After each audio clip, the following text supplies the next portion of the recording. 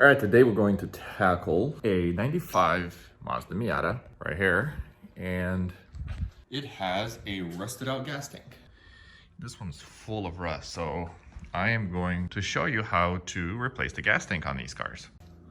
So once you're ready to get underway, first things first, you got to jack up the rear end of the car.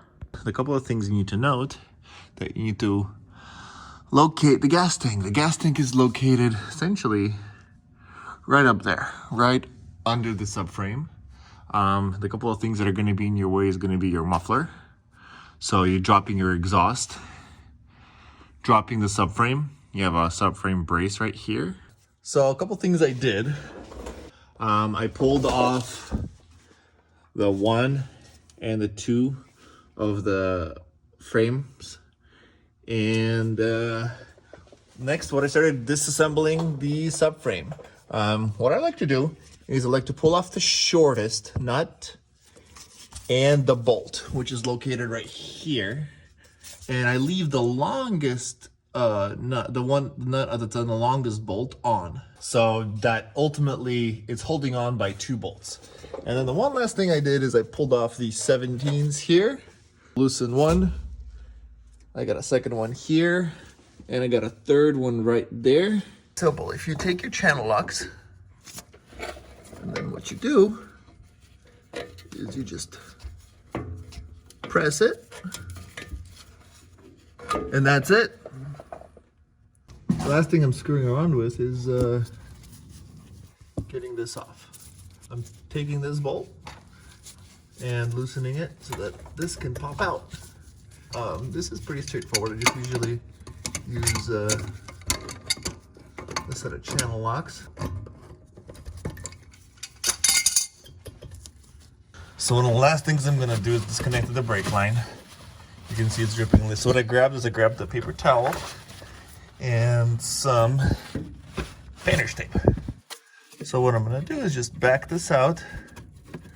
It's gonna drip pretty slowly, so I'm hoping by the time we are done,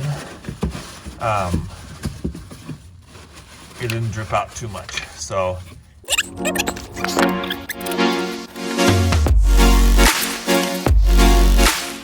what we're gonna start working on is popping off the rest of those bolts.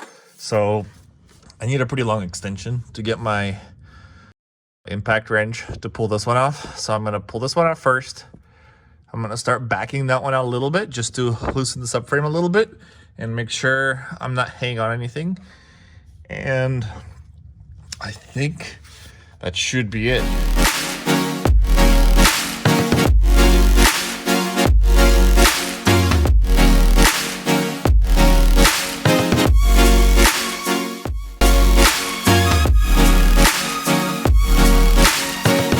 So as you can see, subframe is out and we have access to the gas tank. So a couple of things on the gas tank. All the NA gas tanks, they have a drain plug, which you can see right there. To remove the gas tank, there is a 1, 2, 3, and should be a 4th one over there. And this should just drop out. I do recommend popping that drain plug and draining it. Pulled off the bolt, gasoline or whatever that is in there is draining. Once that's done, I will drop the tank. I'm gonna loosen these up and it should drop out.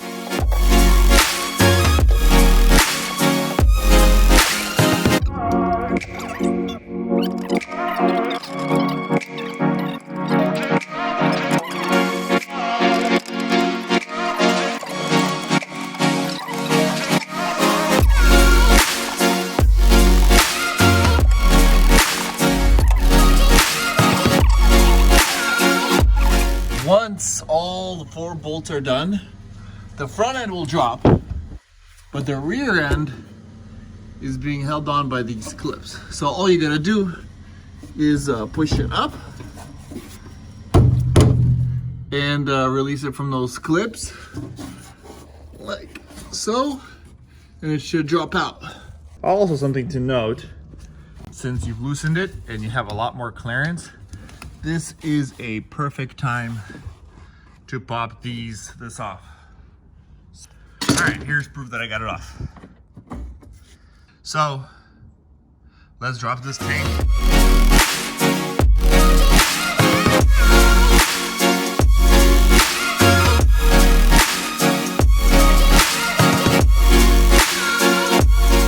Putting this in is going to be exactly the same way I took it out. So I'm just going to put it on a time lapse, show you how I did it, button it up from there. Now that the tank is in, we're just gonna pop it through the little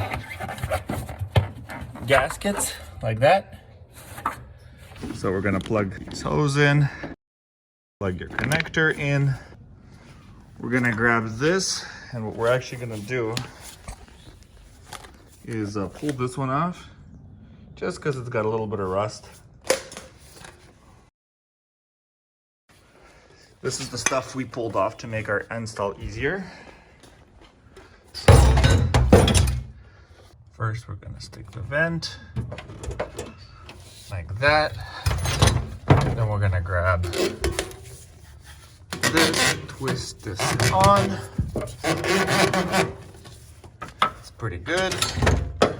So after this, we can, all right guys, so video didn't record, but I installed the hoses. Before buttoning this all the way down, I installed this with the 4 screws. Button all this down, tighten these down, put my bolt back up here, and this is ready to go. So I got some bolting down below I have to do, and I can actually test it. All right, subframe is in as you saw.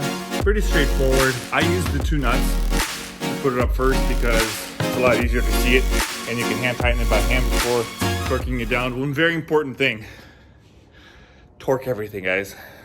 I want to start her up. So my next steps to get her started up is to get the brake lines connected, because I don't want any more brake fluid spewing, and connecting the vacuum deal, and fuel lines. So 5 minutes, I should have it running. Let's see. Let's throw this back on. This is on, bolted in. Straps are tight, everything's tight. This side is good to go. Brake lines are on. Now we got a few foot lines to plug in.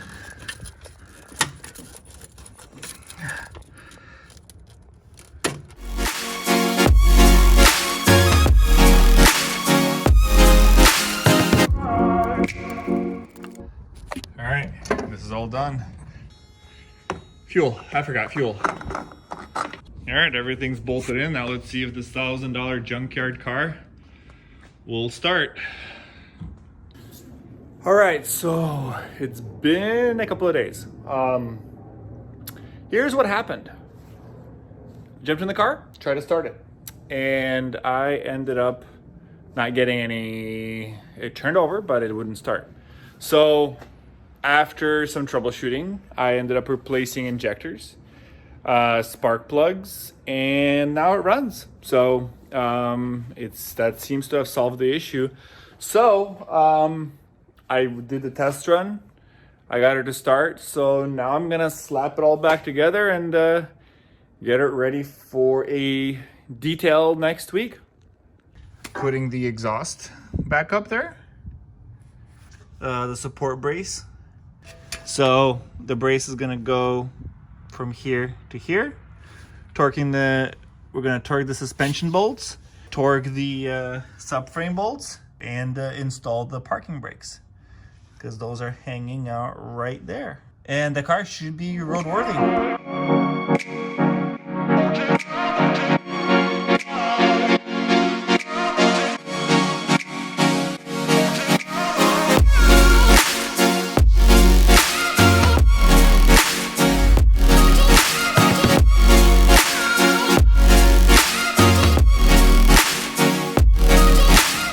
Quickly show you how to connect the handbrake back. It's pretty straightforward. You turn this at an angle, it slides in, it pops right in, and then all you gotta do is pop this in right here.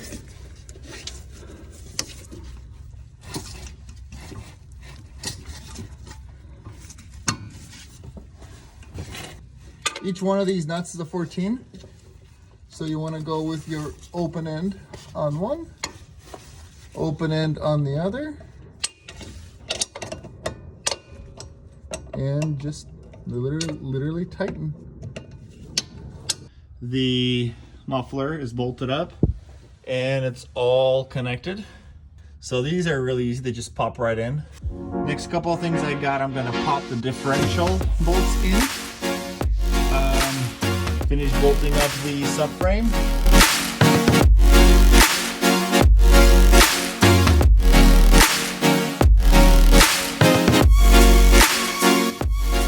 Alright, everything's buttoned up, everything's bolted in. Suspension is in, last thing is the brace. And this car is ready to come off the lift. Alright, so after a long week, it runs. Got lifter tick, which is pretty normal, especially for a car that's been sitting for probably 3-4 years. So, but it runs.